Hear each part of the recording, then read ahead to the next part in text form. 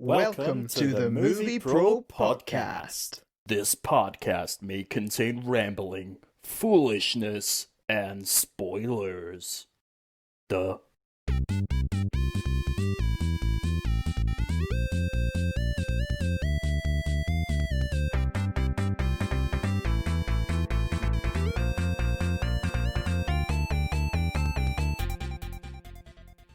Hey guys, welcome back to another episode of Movie Probe with Stuart and Martin. I am Martin, as you most likely already know, unless you're new to the channel. And this is... Yes, all you cool cats and kittens. It's Stuart here. Sorry, we're laughing at that because we had a few takes and Martin said, it was like, I sound like Carol Baskin. So I've stolen that from you. Couldn't get me intro, so there you go. I've stolen that from you. How are you doing, Martin? It's been 2 hours since I last seen you. Yeah, it has been. Yeah, I'm doing well. I've had... How was your dinner? How was my dinner? My dinner was lovely. No, my dinner was good. Had a really good dinner. Enjoyed it. I'm now currently what did enjoying you have? Me, I had chicken Kiev. Chicken Kiev? Oh. I'm sure the listeners would love to know what you had, Stuart. What did you have? What I had? I had a pure Kunsel dinner. So I had Bernard Matthew. Oh, sorry. Can I say the brand? I don't know. I don't know. Probably. Yeah, why not? So I had turkey teddy bears from the old Bernard Matthews fella, and some chips. And literally, it took so long to cook because there's something wrong with my grills and that. I only finished it about 10 minutes ago. Like when you messaged me saying, "Oh, you ready to record?" I was halfway through my dinner. That's why I didn't reply until like 5-10 minutes after you messaged me. Cool. No worries. No worries. Anywho. Who? Yeah. So this week, we're reviewing a Netflix movie. I don't think we've done a Netflix movie yet. I don't know. I don't think so. I don't think we have. So I'm looking forward to getting into that. But first of all, we're going to hit our all-time favourite section, because it's the only section we have in this podcast. It's Stu's News. Stu's News. Got to get that Stu's News. Okay, so because we're Martin and I, a little bit behind the curtain here, we're recording earlier than we normally do. Behind the scenes knowledge. Yep. So there is less news because last recording we did was Tuesday. It's now Saturday, so there's not much happened in the world of Hollywood in those 4 days. But I do have something that you may enjoy, Martin. You may like to hear. Oh, okay. Hit me.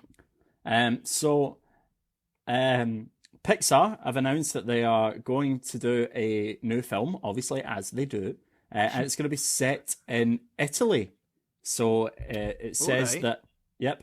It's going to be directed by Enrico Casarosa and produced by Andrea Warren, who said that our new movie will take audiences to a beautiful seaside town on the Italian Riviera to meet a boy named Luca. That's the name of the film, Luca. As he experiences an unforgettable summer with his new friends. Luca opens in theaters summer 2021.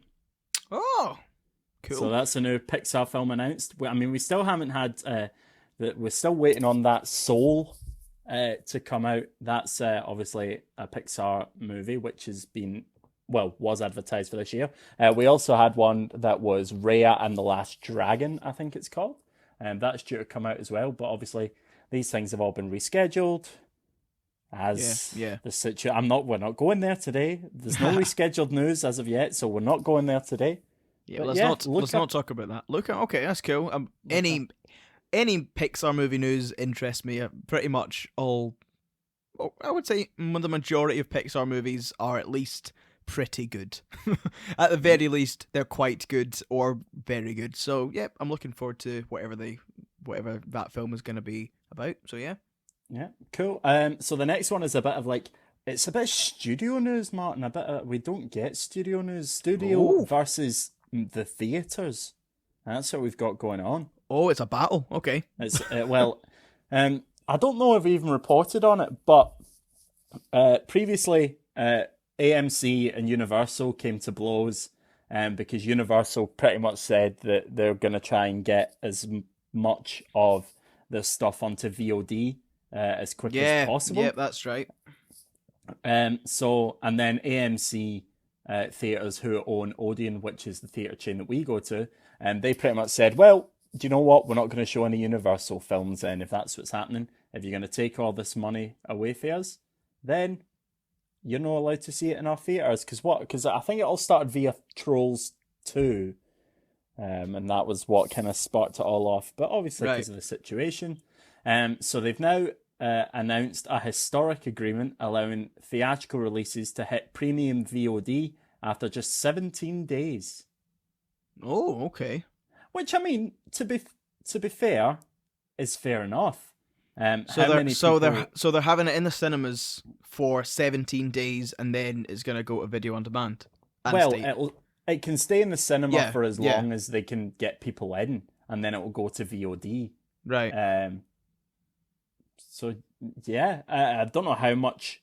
It's a multi-year deal. I don't know how much agreement that is. Like, there's no monetary value or anything attached to this piece of news. That just seems to be all it says. All it says. But I don't know why AMC is running the show for cinemas. You know, I mean, fair enough. They're probably they're like a huge cinema chain in America, and obviously they own Odeon over here.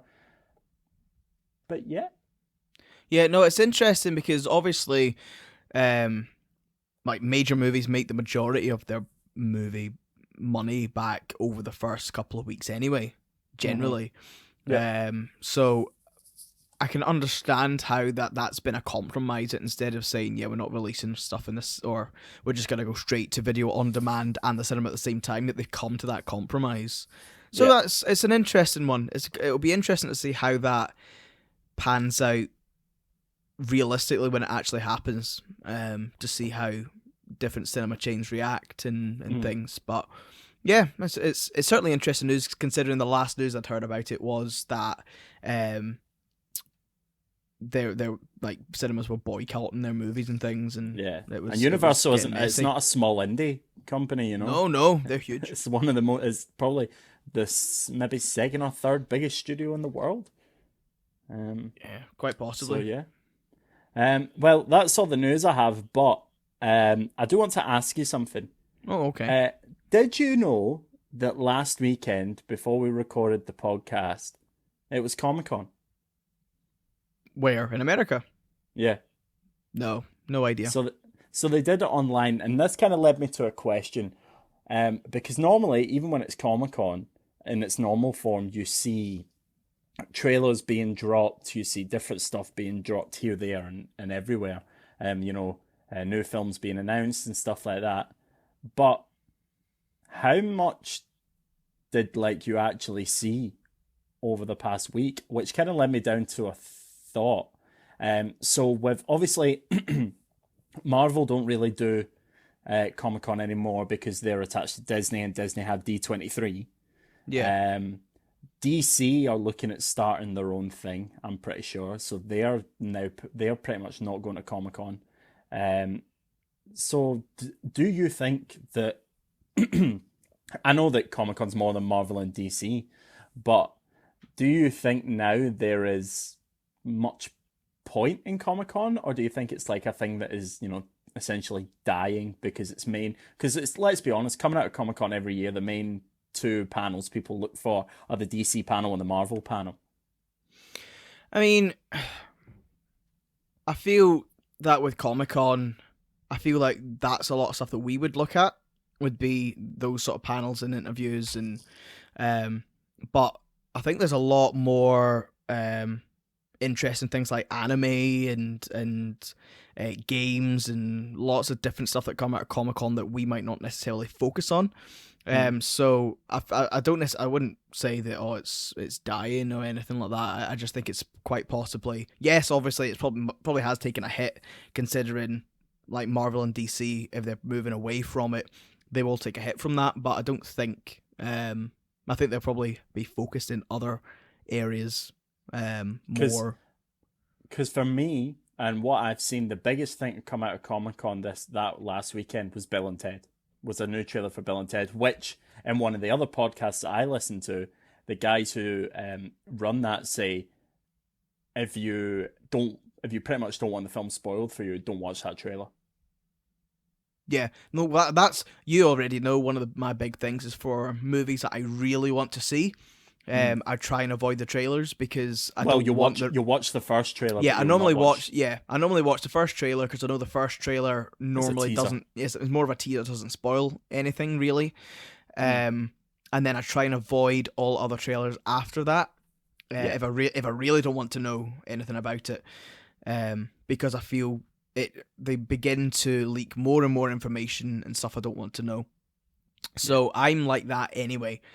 For movies I really want to see, but I really hate it when movies release too much information in their trailers. And I know that there are movie companies that do it deliberately because apparently it's been market tested and that people are more responsive to go see a film where they know what's going to happen. Like, that's not going to catch them off guard. They know what they're expecting, so that's why they do it that way. But for someone who loves film and hates being having things spoiled for them, who wants to experience a new story and not know what they're going to go see, like almost like the movies people are holding your hand all the way through it. Oh, this is and this, something like Tenet, where I've watched the trailer and I went, that looks really good, but I have no clue what it's really about or what's going to happen, which is why I'm excited to see it. Fair enough. So what was I? Where were we going with that? Bill and Ted? We were just talking about Comic-Con and talking about how obviously I asked you if you thought it still had a place in this movie world. But obviously Comic-Con was popular before Marvel and DC made films, so obviously it'll be popular after. I just think with all these things spinning off and doing their own thing, then eventually that might just happen where studios have their big events and go, why do we bother going there? We can just do it at our own thing. But it might go back to what it used to be and stuff like that. I mean, I don't know. I've never been to a Comic-Con in my life. It doesn't matter. Like, not even one of the big ones. Like, I haven't even been to a British one or one that's in Glasgow. Like, no. One of my biggest, one of the things that freaks me out the most, and it's weird to say this because I did this as a job, is it really unsettles me when people dress up when people cosplay. Cosplay really unsettles me, but it's not just cosplay in itself, because dressing up, we've looked into the inner machinations of my mind here, but it's not people dressing up. It's when people dress up and then act like that thing. So we did, obviously, as you've heard in the podcast, we run youth events, and last year, was it last year? I think it was last year. We had a girl come in because we were running a movie night for Mary Poppins, the second Mary Poppins film. Yeah. And she came in, and obviously we'd asked her to come in and do what she needs, be Mary Poppins and that kind of stuff, because it's what she kind of did or something like that. And she came in and was doing the bit and all that kind of stuff, and I just couldn't handle it. I was just like, no. But also, I did kind of know the person as well, so that kind of it was just too much for my brain. I mean, I get it, because although you're like, oh, this is cool because it's Mary Poppins, but because she was really good in the sense of, because she didn't break character. Like, even when the kids weren't there, when she was there, when she was in costume, that's what unsettled me. She was Mary Poppins. That's what unsettled me. So, like you say, even when there was no kids there, you'd go to speak to her and she would be Mary Poppins, and that was it. So, and that's cool, and I appreciate the commitment, and she was really good at what she did. But as an adult, it was, I understand how it's slightly unsettling, because it's just like, this is surreal. But no, I don't have an issue with cosplay in terms of because I'm gonna get a lot of hate if you make it out as I have an issue with cosplay, because I don't. Okay, just so you clarified that. but like when I was at comic, because I went to the Glasgow Comic Con SECC a few years back, which is just a very small version of the American. It's just but it was a nice experience, and it was just to be surrounded by people all because it was a community thing, it wasn't just like, oh, there's one or two people and you're like, who's that? Because everybody was there, dressed. They were either dressed up in like Star Wars stuff. There's people dressed up in like Marvel stuff, Harry Potter stuff. People dressed as Deadpool. There was anime stuff. All these different things. Everyone just there, either committing to characters or just having fun, and people going up and speaking to people just because they're dressed as how they were. And it was such a community. It was really interesting. I wasn't dressed up at that point because we kind of just went, but it was really cool to see that sort of thing. So I feel as a community thing and as a big group of people who dress up in different outfits and be characters is cool, but I think the more unsettling is when it's one person by themselves when no one else is doing it is kind of unsettling. and you have learned there that both of us are not method actors. I try not to be an actor at all. Yeah. Well, it was my job. Yeah. Yep. So, yeah, well, that's cool. We had a wee nice conversation there.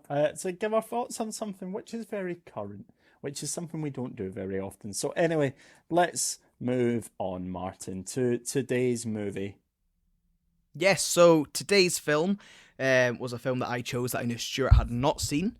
Mm-hmm. And it, as I said at the start of this podcast, it's the first Netflix movie we have covered, and it so happens to be the most viewed Netflix movie in history as of to date of recording, and that is Extraction.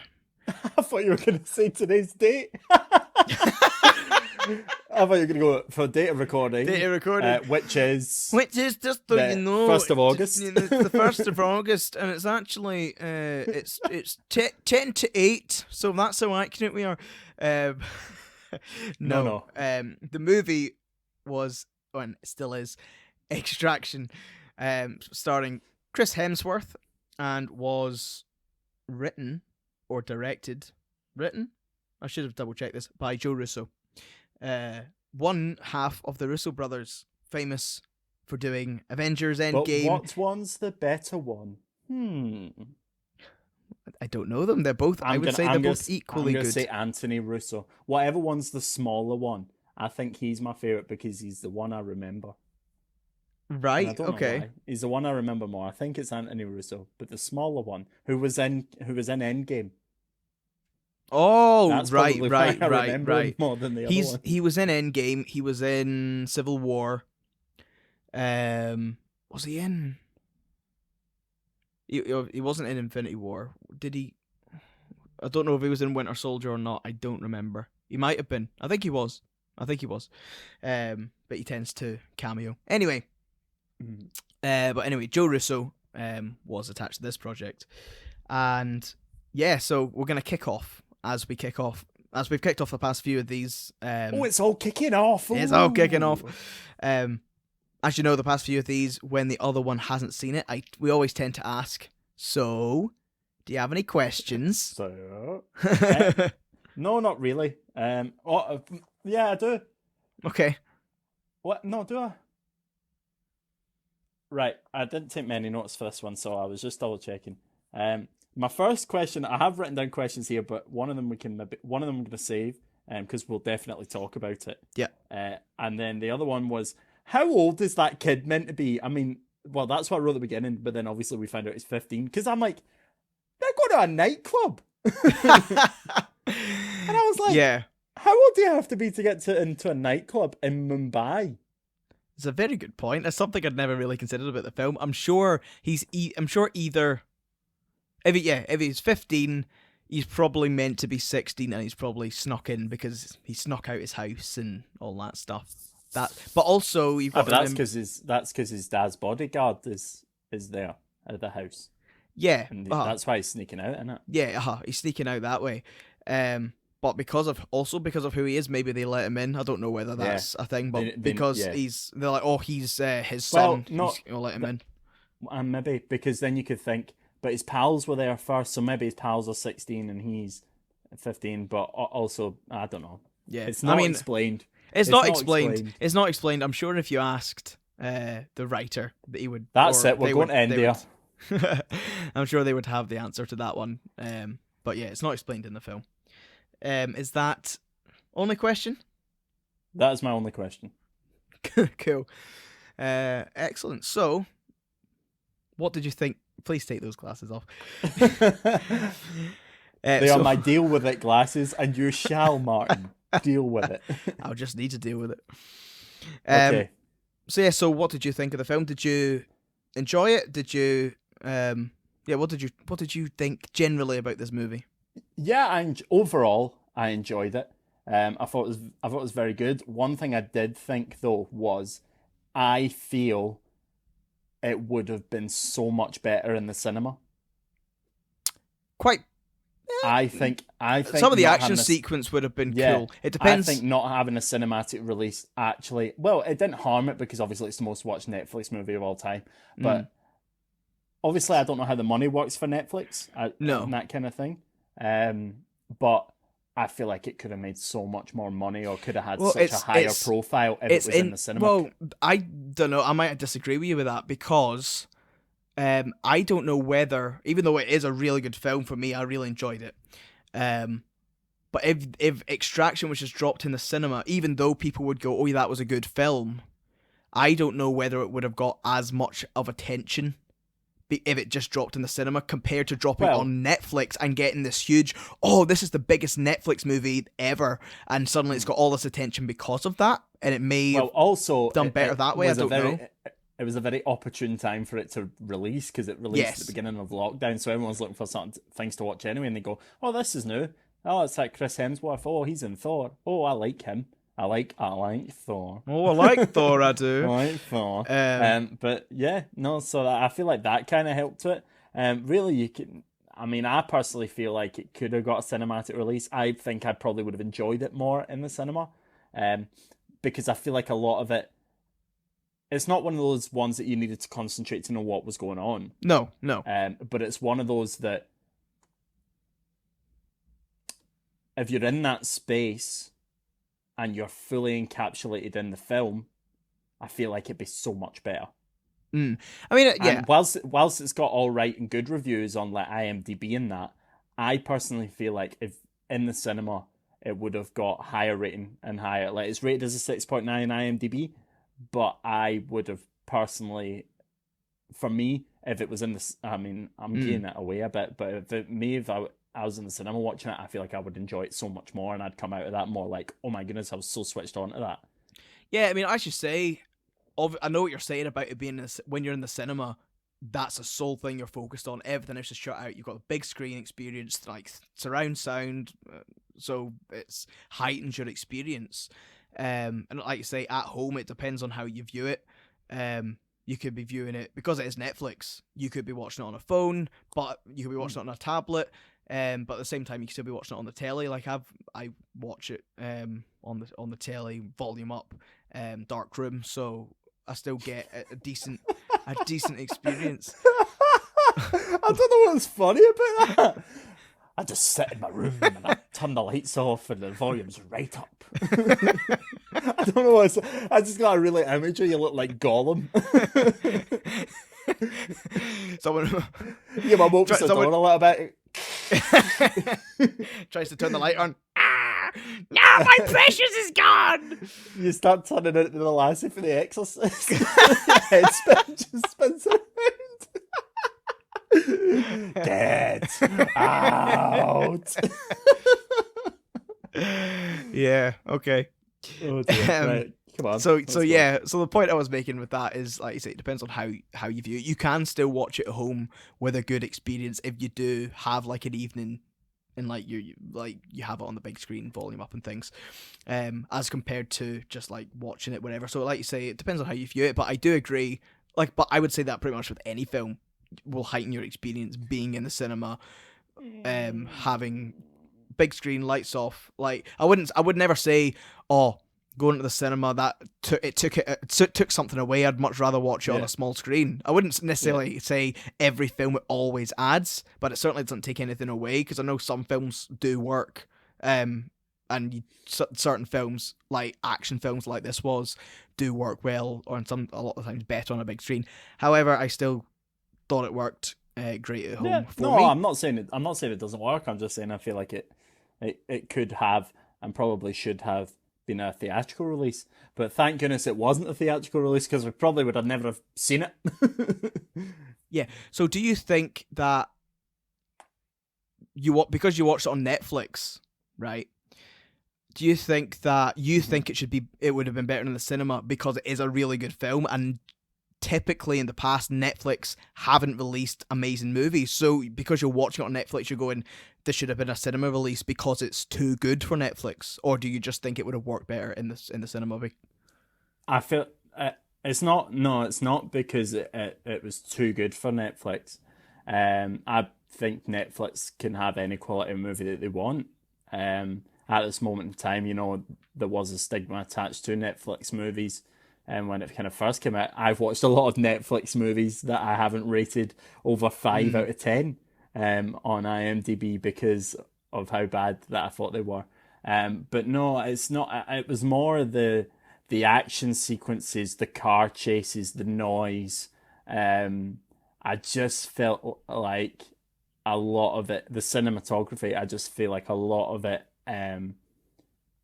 would have been just as suited to a cinematic release than a Netflix release. But that obviously then shows how far Netflix absolutely has came. And I suppose when this was originally being written and developed, I don't suppose any movie, well, I say any movie, but I don't suppose it was the intention when it was first being conceived that this is going to be a Netflix film. Quite possibly there were some way down the line. But quite possibly there was some way down the line in the development process, and Netflix came in and said, yeah, we want to buy this and use this, and they've decided that it will work well on Netflix, or for whatever reason, probably to do with money. So yeah, but as you say, it was probably originally designed for a big screen, and then Netflix bought the rights. Is probably what happened. Yeah, quite possibly. So anyway, we spent a good time talking about it being on Netflix and as opposed to being in the cinema and things. But let's talk about the actual film now. But what I find funny is the very first thing I have. Spoilers for Extraction. The very first thing I have in my notes is just, this movie is brutal. Yeah, it proper was brutal. I mean, the first I completely forgot to look at the age certificate before this. So whilst we're a family-friendly podcast, this film is an 18, and I have to hold my hands up in the sense of I forgot it was an 18 as well. In my head it was a 15. It's an 18. So, children, you cannot watch this. I'm sorry. You can listen to the podcast. You can listen to us describing what's happening, but you cannot watch it. Yep, exactly. But what I found, the only action I could really compare this to was, I thought, man, this reminds me of The Raid. Have you seen The Raid? Yeah. And there was some of the actions. I was just like, man, some of these are proper Raid style, like takedowns and kills and things. Yeah, but it wasn't until the first time that kind of hit me was when the two wee boys are at the club, and then they go out, and then they go outside, and then the is it a police guy? Is it a police? Yeah, no, I think they are police officers. I think the whoever you call them, the I don't know, there's a drug lord or whoever basically is the kingpin and owns he owns the city, he owns the police. He's obviously, because he owns the police, he just sends them to do his bidding. So it was two police officers. Aye, and then so he basically shoots the main boy's pal point blank in the middle of the head, and I was like, I've even written here, they shot his pal. Yeah, and what? Literally, the line is so, before he does it, is so just like, that's bad, because he says, oh, relax, you're lucky, it's fine, you've got your whole lives ahead of you, and then blows the guy's head off, and you're like, shoots whoa. his pal. Uh-huh. So yeah, that's when you first really go, oh, okay, this film's gonna be. Yeah. So for those of you who don't know, the general plot of the film is a drug lord's son has been kidnapped by a rival Yeah. drug lord, and Chris Hemsworth character Tyler has been him and a few others are mercenaries, and they've been hired to extract this young man who's 15, as we said, and then keep him safe and take him back. I don't. They were gonna.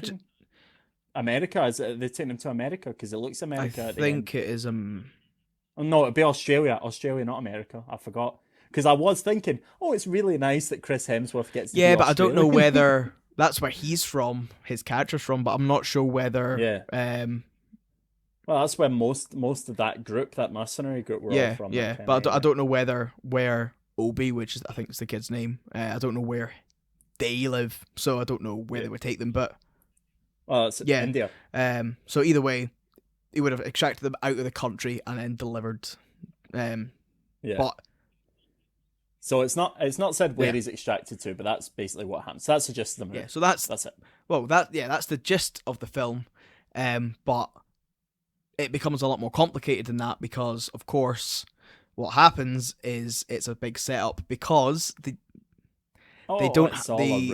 drug lords people who have hired Tyler and his crew to extract the boy, they don't have the funds to pay the fee. So what he has to do is they're trying to double cross them, and it's a setup. So the rest of Tyler's crew gets wiped out by the drug lord's bodyguard, who is in charge of getting the boy back, who was hiring him, and was basically trying to assassinate their crew and get the boy back, so he didn't have to pay, and he would be able to trick them and snatch the boy off them. And it, of course, turns into pretty much this big dogfight between the two. Tyler trying to keep the boy, trying to keep him safe, but trying to keep him away from the guy he's trying to kill because they've got a contract, and it all descends, and there's more to it than that, but we will talk about that a little bit later. So yeah, do you have a particular most brutal kill that you thought that one was the one that really stands out to you? Well, I thought in terms of brutalness in the sense of like the emotion behind it, obviously I thought that one, like literally the first one you see when I'm shooting his pal. Other than that, a few of the ones where they slash somebody's like throat and all that, things like that. Other than that, a lot of it is so like necessarily like run of the mill. A lot of people get shot, shot and things like that. There's a few shootings I liked, like towards the end on that bridge, on the bridge sequence at the end. Some of the shooting that Chris Hemsworth character Tyler was doing was quite cool. Like, and what I really enjoyed was some of the sort of almost tactical reload stuff. There was one of the ones which was his the bodyguard's the guy, and he's like basically pinning one of the bad guys, or I say bad guys, police officer, down while his gun's out of ammo, and he's holding him down with his gun and then like taking the clip out, firing and then putting the clip back in and then shooting him close range. So there was some really cool gun sequences. For me personally, the sort of the most brutal in my mind, or just the one that, well, I don't even know if it's the most brutal, it's the one that stands out in my mind, is the rake kill with the broken rake on the ground, and I'm not going to describe it any further because it is brutal, and I don't want anyone who's underage listening to get upset. But anyone who's seen the film knows exactly what I'm talking about, and for me, that's pretty brutal. One of the things I thought was kind of brutal, but in a funny way, and it's not a death. It's the one where where Chris Hemsworth's character's driving that big truck, and he just knocks. He just knocks. The guy I literally have here. Guy gets hit by truck. How is he not dead? Because it's not even just like it hits him and he falls over. He gets catapulted across and smacks into a bin, and it like bends the metal in the bin and everything. Because it's not convenient to the plot, Martin. But yeah, I really appreciated the action in this film, because you're like, wow, it's very, very impressive. The action is very good. The action's the highlight. I think more than anything else. The story is a very basic well, the main points of the story are very basic and predictable. There's a few wee twists and turns in there which, are all right. But the basis of the story I found very that's the thing. predictable. Yeah, I I mean, I don't think the film but... ever pretended to be super in anything more than what it is, really. It's an extraction film where a guy's going to get, and it's going to be heavy action, and that's what it was. I did enjoy, as you say, there were some little twists and turns, and I did enjoy it because I feel like the reason why this is a better film than, it's just an action film getting someone from A to B and he's overcoming hurdles, is because of the emotional depth they add to it through Tyler's character, through his relationship with Obi, and also the parallels that are drawn between Tyler and his past, with the fact that his son had died when he was 6 years old, and there's a whole scene between him and Obi in the bedroom where it's a proper heart-to-heart scene. It was really good. Scene. And really through all of that, in fact, I'll scroll down because I've got it in my notes to describe it better. So I said, you discover in this scene that Tyler had a son who died when he was only 6 years old through, I can't remember I've got it half written down. Lymphoma. That's the one. Through lymphoma. Tyler wasn't around when he dies because he was on tour with the army. But that was by... that's the thing. He wasn't there because he was called away. He chose to go, and that was because he couldn't face watching his son slowly die from this disease. And because of this, he thinks himself the opposite of what Obi thinks he is, because Obi thinks he's brave and says to him, "You're a brave man," and through all this story he says, "I'm not, I'm the opposite, I'm a coward, basically, because I ran away from my son dying, I should have been there for him." And it's obviously throughout this film, especially at the beginning and all the way through, you can actually see that Tyler's a broken man, and he's well, even the whole the first thing you see him do is he's evidently not drunk, but he's evidently been drinking, and then he just lobs himself off a big cliff like it's nothing, and then sits under the water for as long as he can. And that shows at that point in the film that he doesn't really have much of a care at all about his own well-being. Like, he does it because he knows he can do it, but at the same time, he has this attitude of, if something goes wrong, if something goes wrong and I die, I don't care. And hence why he has no issue in going in and doing this highly dangerous extraction job, because I think the woman who offers him the job or tells him about the job says to him, "Oh, you're doing this because you're going to hope that one day you're going to fire enough chambers that one's going to hit you." One of the things that I did get wrong though was I thought it was going to end up that she was his wife. Right, okay. I didn't think that, but what I did think was I thought she was involved in... also did cross my mind at one point too. The first time I watched it, I was like... Even in the scene while she was nervously playing with some stress toys, I was convinced at that point, I was like, oh, she's involved. Because I thought, she knows something's not right. She's waiting for this to happen, and she's gonna... Something's gonna happen. She's involved with this, and I was genuinely, I kind of thought that all the way through the film, even when it didn't reveal that she had done anything, even up until the bridge fight at the end, where she was landed with the team and she was in fighting with them. I was like, oh, she is on the good side, just because I just felt the whole time there was something off with her.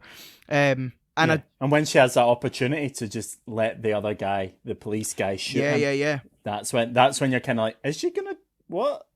Whose side is she on? So that's why I did think she was involved, but she obviously wasn't. But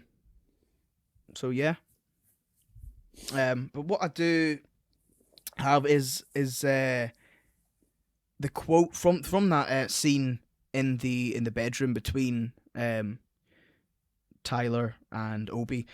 He then says, after they have that big heart to heart, and he says, "Look, I'm not brave, I'm a coward."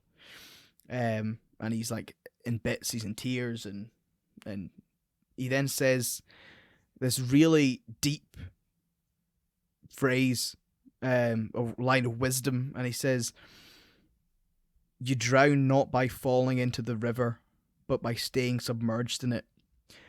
And I was just like, wow, that's a really powerful statement. Like, and when I actually thought about it, I was like, wow, because that imagery of being like, you can be in the water, you can be in the depths of your troubles, but you can still survive that if you get back out. But if you stay in under the water, that's when you die. And I was just like, wow, that's really deep. And then I thought, man, that's some foreshadowing. Which I didn't, the first time I watched it, I didn't pick up on that because I didn't know what was going to happen at the end. But I was like, oh, that's some foreshadowing right there when I watched it the second time. Yeah. I mean, there's definitely some really kind of, despite the fact it's a very violent film, there's definitely kind of some deep social commentary as well throughout the whole of it. Yeah. I mean, like the bit when you see kids who don't look as anything under, 13, 14 are being made to carry guns. Yeah, I mean, and stuff like that. Like it happens twice. I think. Yeah, I mean, there's at least a couple of scenes. And then you see, and then you see that there's an actual like network of kids, presumably orphans, because of how overpopulated a country India is and how poor a country India is, where there's like they all like work for this drug lord guy, and because they're that kind of indispensable, there's a scene where one of the drug lords, one of the the main villain of the film, he starts like, one of his goons just starts like lobbing a kid off a building. Yeah. Because they're like, oh, who stole the money? And then one of the other guys like, oh, that it was that kid who you threw over. Yeah. Oh yeah, that was him. That stole the money. He's dead. Yeah, and that's the thing. It was cool because the kid was being smart because he's trying to stop anyone else presumably his friends, getting killed, because he's like, oh yeah, that was the guy, you killed him already. The drug lord main villain guy liked and thought. Amir, I believe his name is. The drug lord, that one. Amir. I don't know, to be honest. I didn't jot that down. But yeah, he then appreciates that almost. It's like, oh, you're it's the ingenuity. Yeah, you're smart trying to get out of it like that. That's interesting. And then he tries to contest his commitment by telling him, right, cut off 2 of your fingers. Because I've told you to, and also because he's like, it's a walking reminder. Yeah, it says that you don't steal from. Yeah, so he does that, and as the kid's like has a knife in his hand, he's looking at it. He gets interrupted by the colonel, like police chief colonel guy. The KFC man? What? And Colonel Sanders just appears. Hey, children. So he's like, oh, and he tells him that at this point, that's when Tyler had just been in and extracted Obi from his captors and had taken him away. And he says, "Oh, the boy is gone." He's like, and he says to the kid who has the knife in his hand, ready to cut off his fingers, he goes, clever and lucky. And then takes the knife off and tells him to go away. And the kid continues to impress him. He runs down and opens the car door for him and everything. And to which extent, the guy says, "Oh, yeah, I like this." He says to one of his henchmen guys, "Oh, I like this kid. Give him a gun and put him to work." Which is the start of this wee kid's journey in the film. But as you were saying about the kids attacking, and before that, like that, the scene that I found interesting was when they're in the alleyway and all the kids are attacking the car, and they're driving past on a bike and shooting the car up, and Tyler throws I don't know if it's a bit of steel or something through the tire of the bike, so they fly off, and and then he goes and gets the gun, and it's like you say, it's like a 12-year-old kid or something, or younger, literally going like, "Hey, that's my gun, give it back, I'm gonna totally kill you," like, "Oh," and it's like a total kid's attitude of, "Hey, that's not fair, that's my gun," and it's like, and it really shows how young these kids are. They're just doing it because they're told to do it, but it's almost like they think they're playing, although it's more than that, but it's just a way of life to them. And then it becomes this really interesting fight sequence where all these young kids are trying to shoot and kill him, and he's stopping them, but he's not actually attacking them. He's more or less just, it's almost like he's swatting them away like bugs. Like he literally open hand slapping them, because he's not punching them. It's just like, go away, slap, and then kind of grabbing them and throwing them about, because he's like, they're literally kids. There's that scene where there's two of them, and he kills one, not kids. There was one adult, one kid, and he kills the adult, and the kid's just kind of like looking at him. You can see he's scared, and then he just kind of walks past him. Yeah. And I think all that stuff in this film, and they were all little boys. Yeah. Because of his son, he couldn't kill a child. Because of his that's son. What I'm saying. I think that does a really nice job of echoing back to the whole point of his son. And all the trauma he's went through that experience, and through pretty much abandoning his son because he couldn't face it, and his wife, that it sort of does a really good job of echoing things like that's the reason why he feels so attached to Ovi, and why he won't fight or attack any of the kids when they're trying to kill him, because he has that ongoing battle. And what I found interesting, and I only picked up on the second time watching, but throughout this film, you see a lot of these wee flashback moments of him remembering, like on the beach, and you can see like a sort of blurred figure of his son. Yeah. And throughout the film, that figure's always blurred. And I think as he goes through the film, it becomes slightly clearer. But it's only at the very end, when he's on the bridge and he's shot and he's about to fall off. He's about to fall off the bridge when he's shot. That it cuts the flashback, and he sees his son's face clearly for the first time, through that memory thing. And I think it's a really nice, subtle way of showing that he's actually come to terms with that emotional journey. And I'm just like, and I hadn't picked up the first time, but at the second time I watched it, I was like, oh, that's really cool. That they've told that story that way. So that was, I think there's a lot of aspects of this film which is done really well, which is why I found this film really enjoyable, because even though the majority of the film is high action and quite a simple plot, there's enough complexity and enough depth in it to make it elevate it to be really good. Yeah, that all makes a lot of sense. I think the film in itself is, like we've discussed, a very, very good and well-made film, especially for, as we discussed, Netflix movies and whatnot. It's nice to see Netflix hero David Harbour. Yes, I literally have in my have in my notes. Hopper enters. Yeah, I couldn't remember his name from Stranger Things as well. I was like, what's his name? I was just like, well, I know the name of the actor, so I'm gonna write David that was Harbour. the thing. I forgot the actor's name. I was like, oh, what's his name? I was just like, Hopper from Stranger Things. This is why we're pals, because I know the actors, you know the characters, and then we move on from there. Absolutely. So what did you think of his character? Because obviously he came in, and obviously his short story arc is that Tyler at some point in his past had saved his life, and but he's clearly sort of older, retired. I think he was used to be in the same job as what Tyler was in when he was younger, and now he's older and retired, sort of from that.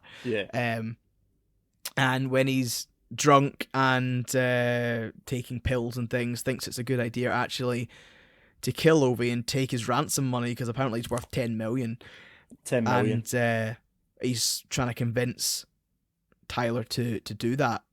and obviously they then fight. So what did you think of his character when you first saw him, his short appearance? What did you sort of think, or how well do you think he played that role? Yeah, obviously he's a very talented actor. Played the role very well. But I mean, it was just a wee added extra layer on the development of. They needed a reason to get out of that spot they were in, because obviously they needed a wee bit to hide. Yeah.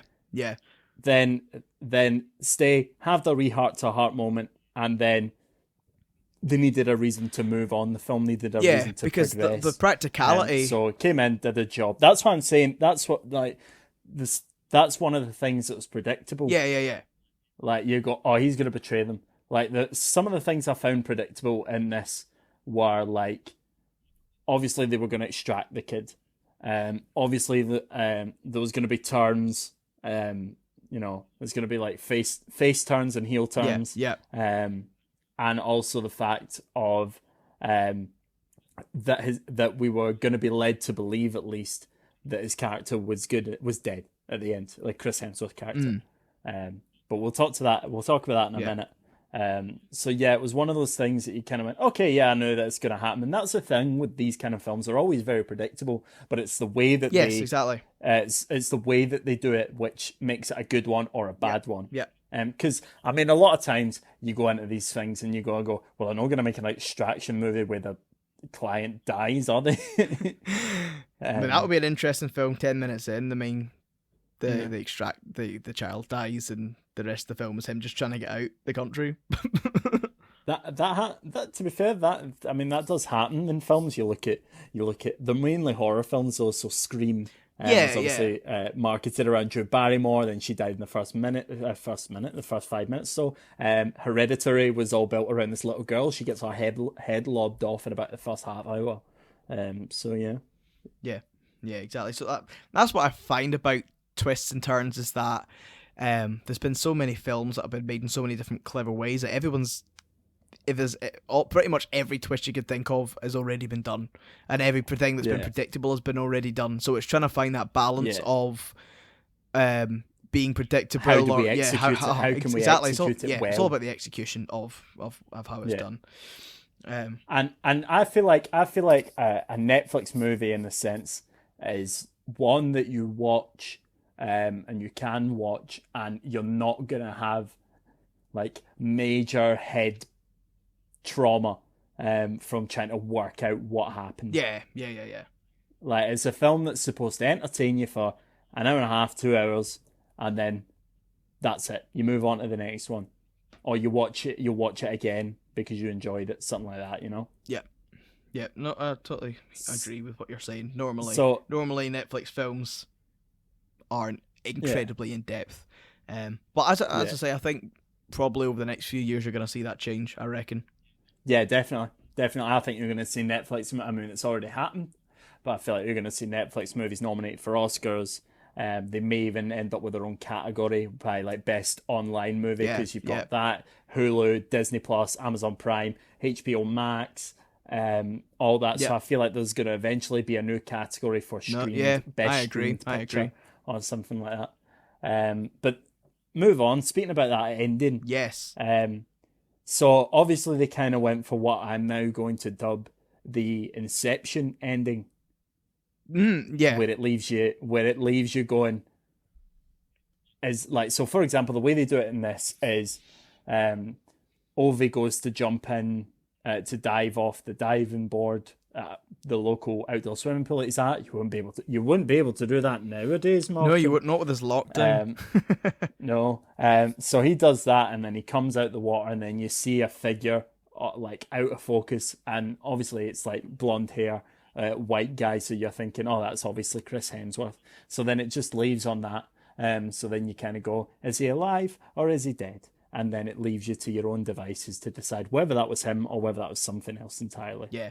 And I don't know what your reaction is. I will ask you about that in a second. When you first saw it, I don't know what, but anyway.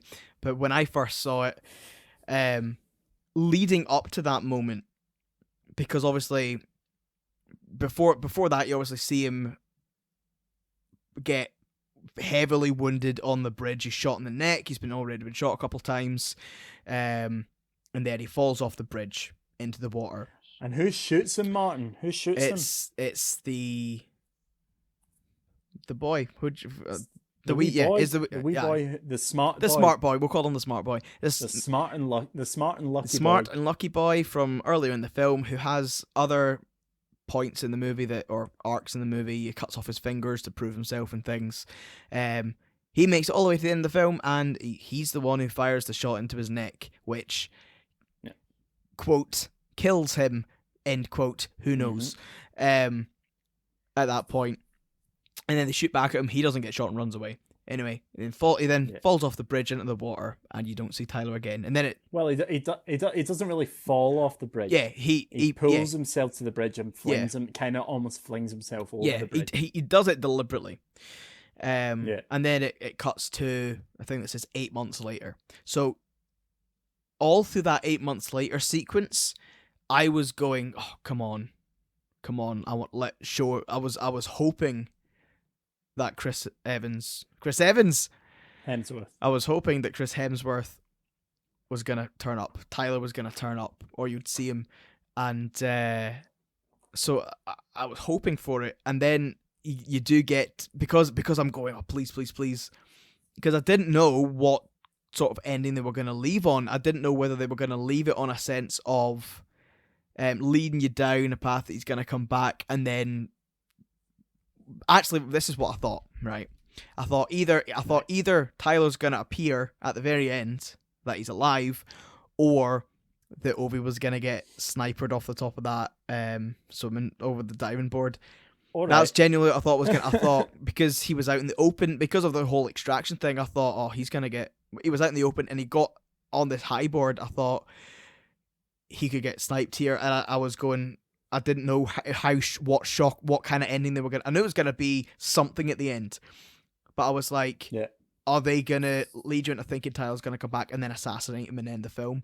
So I didn't know what was gonna happen, and then he dives into the pool, and then you see this figure, and I have that. Is it him? And then it cuts off, and I was just like, you buggers.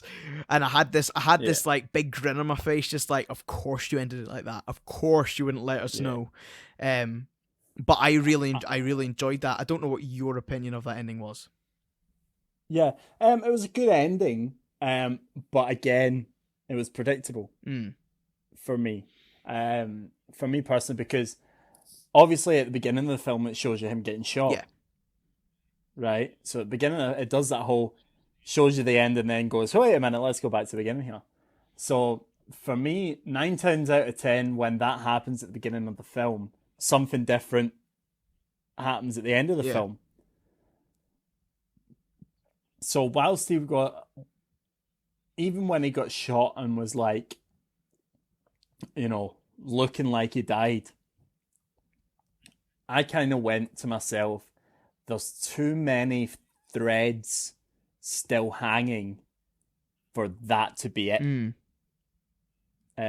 So I kind of thought that he would survive throughout the whole thing, whether that be them bullets are just normal, like bullet wounds or whatever. But even when he got shot in the neck, I did kind of go, oh yeah, maybe not. But then as the film continued on, and if it had ended without the 8 months later sequence or whatever, I would have went, okay, would have died, and that still would have been a good ending. Yeah. Still would have been a good ending, but because he achieved everything he wanted essentially in that movie, but there are too many threads elsewhere. Because that's the thing for it. So that makes me think there's going to be a sequel. Yeah, well, this is the thing. And Chris Hemsworth is a bankable star to build a franchise behind. Absolutely. So it's one of those that it could work. They could not make a sequel, and that ending's fine. And the way that the threads are hanging is, it's fine not to close them off. Yeah. But well, that's what's interesting. Obviously, the whole because technically they don't confirm that was him at any point. So he still technically could still be dead. That could be another guy coming to abduct him, theoretically. Shoot him. Yeah. So you don't actually know that he's alive. However, it is heavily hinted that he's alive, considering at the start of the movie, as you've said, he jumps off of the really high point and lands in the water and then stays submerged, showing his that he can go underwater and hold his breath for a very long time. Very long time. Which obviously on the bridge he falls off or jumps off the bridge. So that's showing that, hinting that he could have done that deliberately to get off the bridge, went into the water, stayed underwater, held his breath until, like you say, all the bubbles went away, because the smart boy and lucky boy looks over and sees that there's no bubbles and that he's gone. But it's hinted at that this is what he's done to survive, and that's why it's 8 months. That's happens at the beginning of the film as well, when he jumps in. So there's these parallels in the movie that heavily hints that he survived. And Chris Hemsworth has came out and said that there are already talks of potentially making a sequel or a prequel, and I think the reason he said that was because he didn't want to give away the fact, because people, but you died at the end, like, or he doesn't want to give that away, that, I'm going to survive because there's a sequel. So I think that's the only reason why he said prequel. I imagine that there will be a sequel to this movie. Yeah. Especially when it's the most streamed Netflix film ever. So there's obviously a huge market for it. So I imagine that over the next few years you will see a second movie.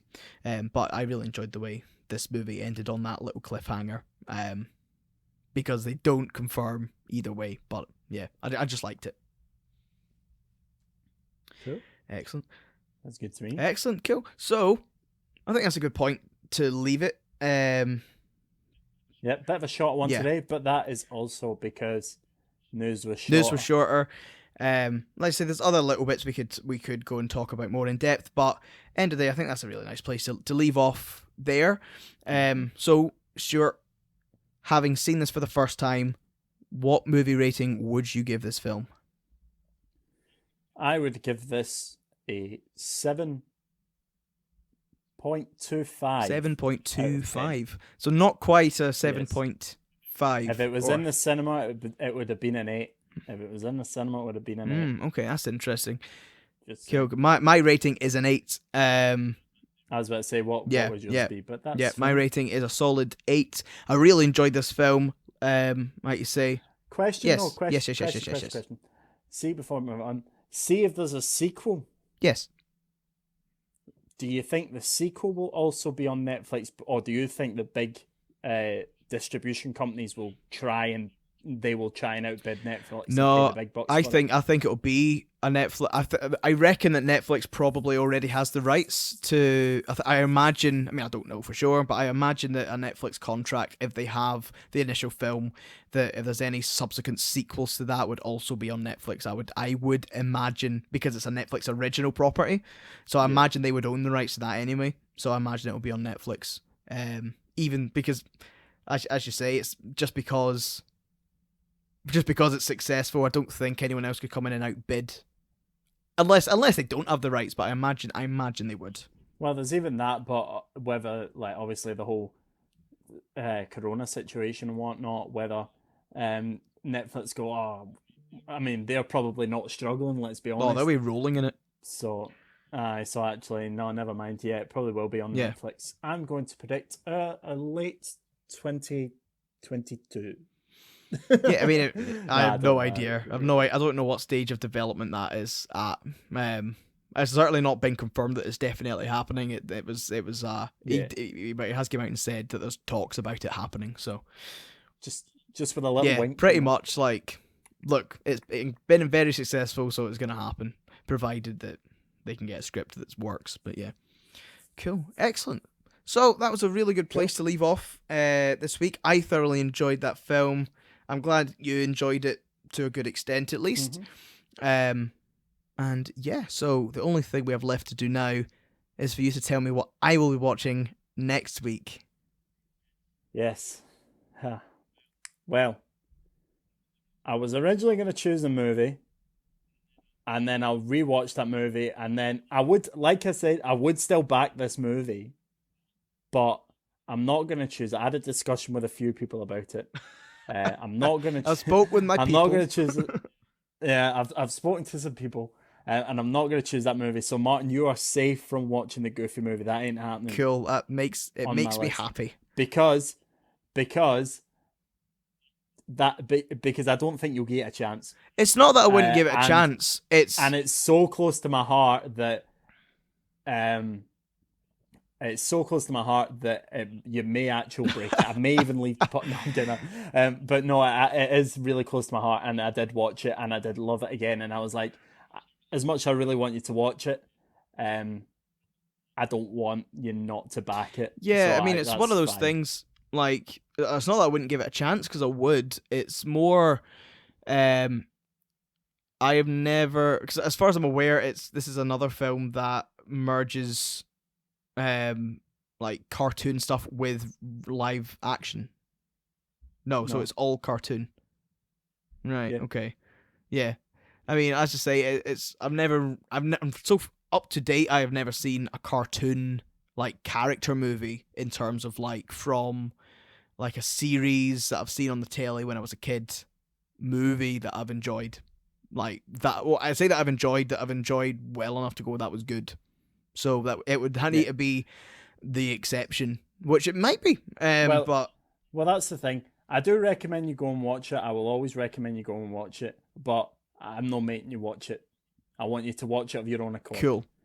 So I'm not choosing that. I then was going to choose another film, but then I kind of thought it was really long. Like, it was a long film, and I was like, I'm not up for that. I was like, I'm not up for that. Like, in the coming weeks. And then I was going to pick another film. So this is the fourth time I've swithered on a film. But the reason I've chose this film, it's a film I saw a lot at the cinema.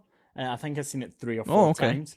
I don't know how it holds up for me, because it's going to be interesting. It's going to be interesting for me to go back and watch it, because as much as I really liked it back then, see if it holds up now is a completely different thing. It's not that old before you start to think.